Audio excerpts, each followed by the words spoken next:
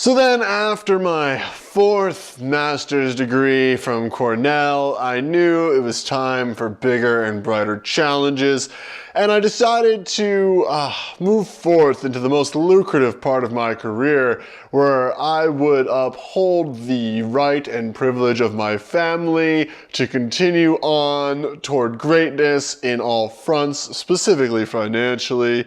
I decided that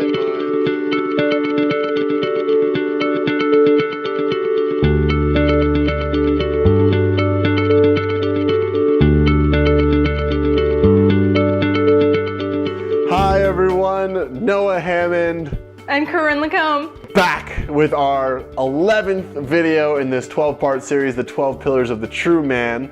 Today we're going to be talking about the qualities of the lovable man and how to use some of those traits to date more successfully. So before we get into the specifics on how to date and some of the information we're going to share here today, first I want to share with you what the essential qualities of the lovable man are.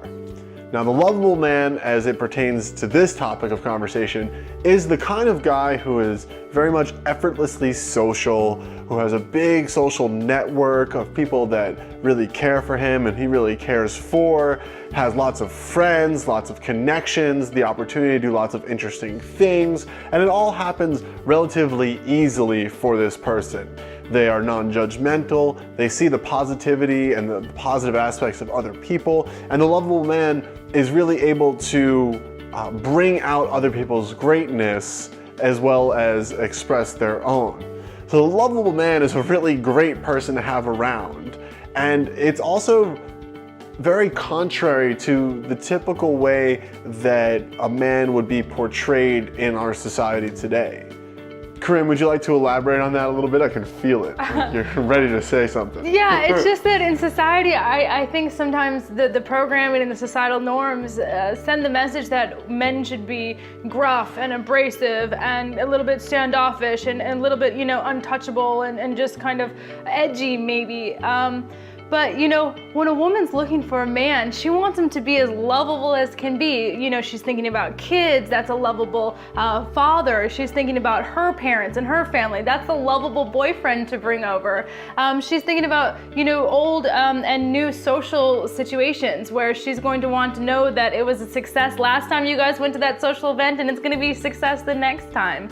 And so it's just really important, I think, and I'm so glad we're sending this message because lovable men are so lovable, and when they're not, and they're kind of that gruff and abrasive kind of man, it makes women kind of take a step back. And so, all cliches aside, I love a lovable man.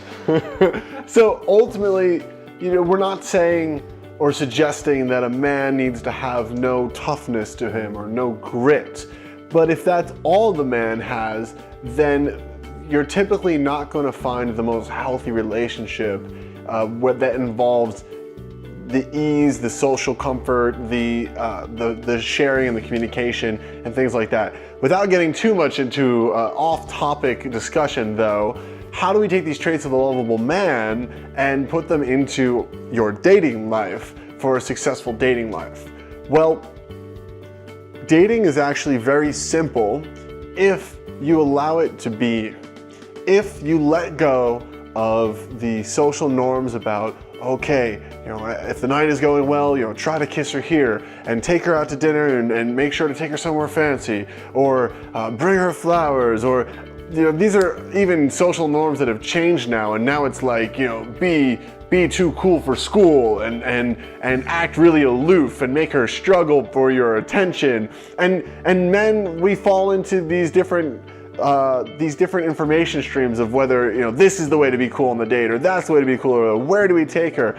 And really, if you just look at your dating life as an opportunity to exist in the same environment with a person of the opposite sex who you're interested in, all the pressure fades away.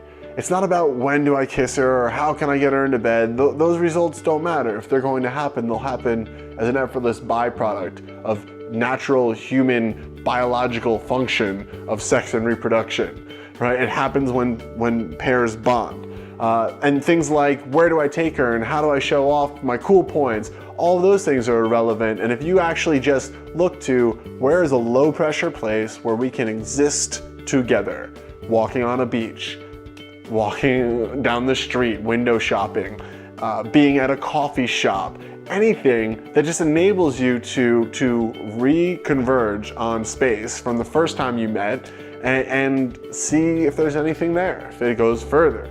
And this is all really easy when you have this effortless sociability of you, which really comes from not needing to judge anyone, as we talked earlier in this video series, and also comes from seeing the positivity in others. So the main takeaway from this video on improving your dating life through embodying the traits of the lovable man is to take yourself a little bit less seriously and be a little less attached to where things are going, how cool you look, if she's impressed, if she's not impressed. None of that matters. Just show up and put yourselves in a low pressure situation where she can just show up and feel like herself, you can show up and be yourself. And that's really going to improve your dating life for the better. I just have one other thing. I would almost encourage men, if you know of a place where you can really let your lovable side out, you can really let your fun side shine, go there on one of those early dates. Go to the fair, go to the circus, go to someplace where you can hang out with kids or dogs and just be as cute as ever, and she's gonna like it, I promise.